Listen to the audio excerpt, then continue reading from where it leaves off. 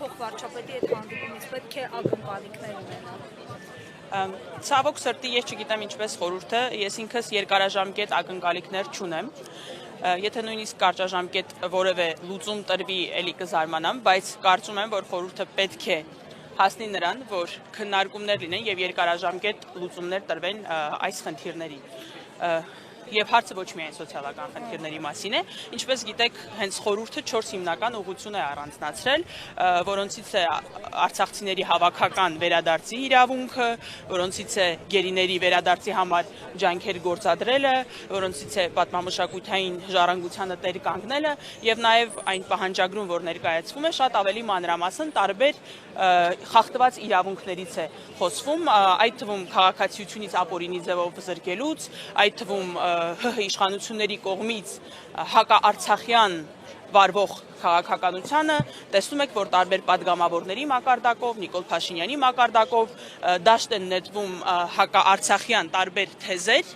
եւ բնականաբար հասարակ ժողովուրդը վատ է զգում իր վրա զգալով այդ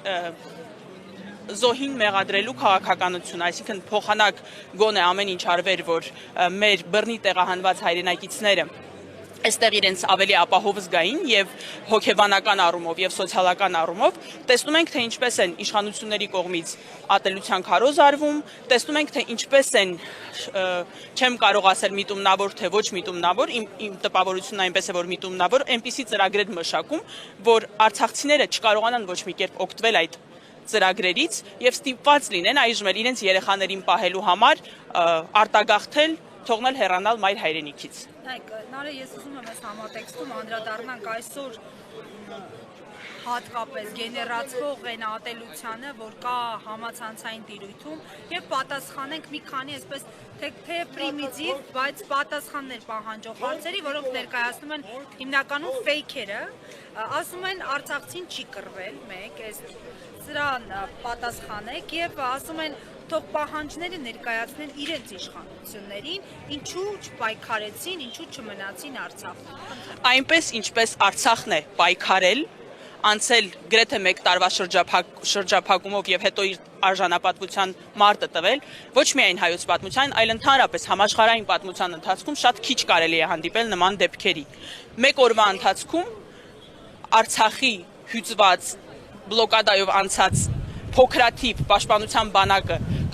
կարողացել է այնպիսի վնասներ հասցնել թշնամուն, որ նրանք մինչև այժմ խոսում են այդ վնասներից։ Մի քանի 44 օրյա պատերազմի հետ եթե համեմատեք, մի օրվա ընթացքում այն էլ ըստ պաշտոնական տվյալների Բաքուն տվել է մի քանի անգամ ավելի շատ զոհ 1 օրվա մարտերի ընթացքում։ Արցախցին ոչ միայն միջև վերջ պայքարել է իր երեխաներին զրկանքների ենթարկելով, կիսասոված պահելով, այլև այդ ամենից հետո տվել է իր արժանապատվության մարտը եւ հենց դրա համար է, որ թույլ են տվել թեկուզ բռնի տեղահանվեն, այսինքն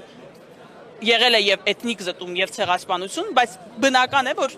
Ադրբեջանի քաղաքականությունը այնպիսին է, որ նա կցանկանար, որ ոչ մի արցախցի էլ ողջ այնտեղից դուրս չկար եւ միայն մեր հերոսների մաքարման ինքնազոհության շնորհիվ է, որ կարողացել են մարդիկ իրենց երեխաներին այդ կրակից դուրս հանել այդ պահին։ Ինչ վերաբերվում է այն բանին, որ իրավունք չունեն պահանջել Հայաստանի Հանրապետության իշխանություններից, նախ եկեք ֆիքսենք, որ այդ ամբողջ ընթացքում թե Պրահայի հայտարարությամբ, թե տարբեր հարթակներում հայտարարություն անելով եւ Արցախը Ադրբեջանի մաս ճանաչելով, Նիկոլ Փաշինյանը նպաստել է, որպեսզի այս ագրեսիան տեղի ունենա եւ ագրեսիայի ընթացքում նույնպես աջակցել է, ինֆորմացիոն աջակցություն է ցույց տվել Ադրբեջանին այն դեպքում, երբ ըստ Հայաստանի Հանրապետության սահմանադրության Հայաստանի Հանրապետությունը հանդիսանում է Արցախի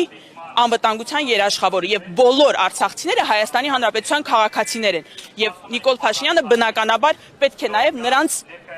հատկապես իր քաղաքականության հետևանքով առաջացած վնասների արդյունքում փորձի նրանց ինչ որ ձևով թեկուզ պահել մայր Հայաստան։